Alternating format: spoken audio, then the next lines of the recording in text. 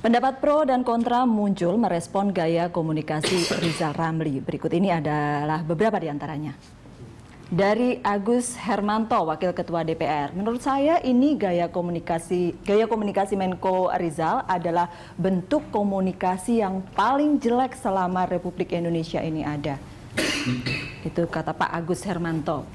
Apa kemudian kata Fadlizon, masih dari parlemen, tantangan diskusi di depan publik ini menunjukkan koordinasi di lingkaran eksekutif perlu dikoreksi. Harus ada yang koordinasikan lagi.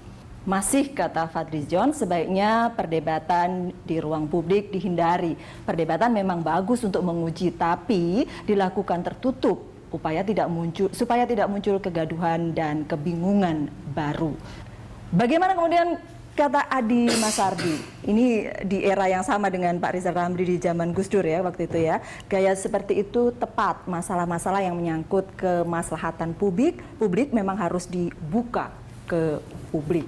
Ada pro, ada kontra lah, tapi kita sempat bicara tadi ya, bicaralah di dalam gitu untuk mencapai sesuatu yang lebih baik. Walaupun kata Mas Adi Marsadi, oke aja kalau masalahnya untuk masalah publik ya sebut saja di publik gitu. Tapi memang komentar Pak Rizal Ramli ini memang fenomenal ya. Iya, makanya tadi saya bilang meriang, tapi yang lebih tepat itu terasa ganjil.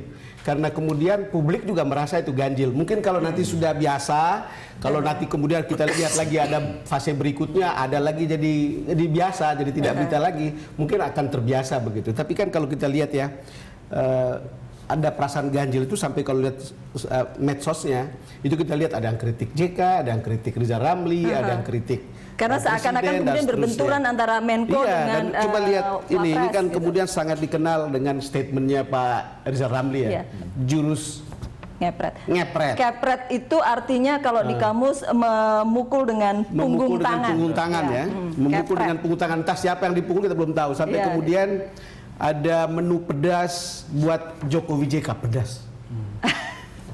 Menu pedas untuk Jokowi JK. Ini hanya sebagian dari reaksi yang bisa kita lihat di media. Iya, orang kemudian memang mengomentari apa yang ucapan Pak Rizal di luaran begitu ya Mas BAM. Tapi kalau kita tadi bicara ada pro, ada kontra, ada untung, ada ruginya buat Pak Jokowi. Ya. Buat jangka pendek mungkin bisa. Ya kalau jangka pendek tuh saya melihatkan gini, kita punya hama tikus, ambil kucing. Terus kucingnya menangani tikus, tapi kucingnya jadi masalah, ambil anjing. Ini ujungnya di mana gitu loh? Ya kan, itu kan bahayanya di situ.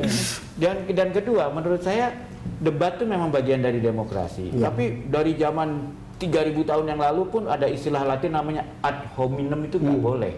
Jadi kalau berdebat itu kita bukan menyerang orang, kita menyerang pikirannya yang kita anggap kebijakan. Salah. Itulah yang namanya kebijakan. Itu adalah namanya debat yang bagus, yang positif, yang intelektual.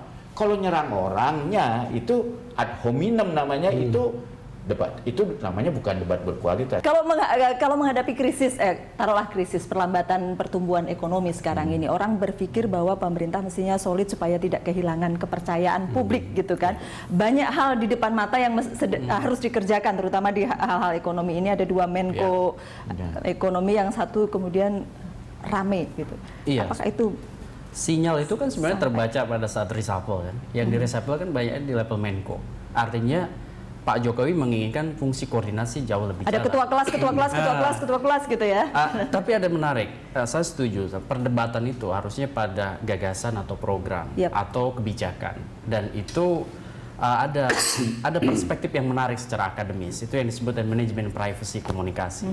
Itu Sandra Patriono ya, itu menariknya begini, perspektif itu mengatakan bahwa oke, kita boleh mengatakan sesuatu, tetapi sebenarnya harus ada proses seleksi dalam mental kita, itu disebut kalkulus mental.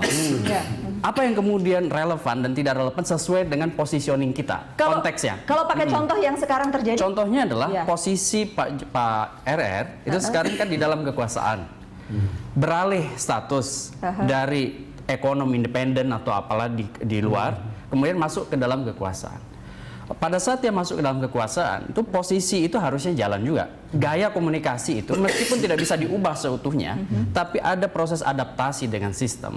Disitulah kemudian kritik tajam itu bisa dilakukan Pak Rizal Ramli di internal.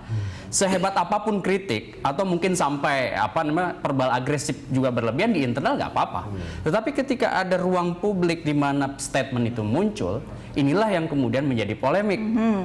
Bagaimana misalnya proses agresivitas verbal itulah yang kemudian harusnya di-manage dengan baik. Saya ingat soalnya waktu wawancara dengan Bang Don waktu itu ya di DBS ATTP, Pak Rizal Ramli itu mengatakan akan mengkritik dari dalam, Betul. gitu kan, dan kemudian Di luar dan di dalam sama. Oh, Kira-kira. di luar dan di dalam sama. Iya, saya melihat ini bagian dari strategi politik ya. Sejak awal kita harus ingat Pak Jokowi ini bukan veto player di partai politik.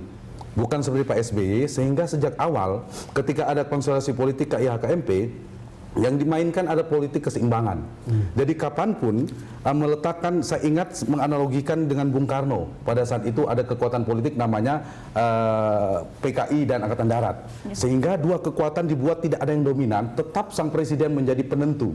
Dan itu di konstelasi KIH-KMP juga muncul. Kekuatannya tidak bipolar seperti era SBY, tetapi tripolar. Ada tiga kekuatan sehingga kapanpun presiden yang bukan tidak mengendalikan koalisi, tidak mengendalikan partai politik, bisa menarik dukungan dari salah satu saja.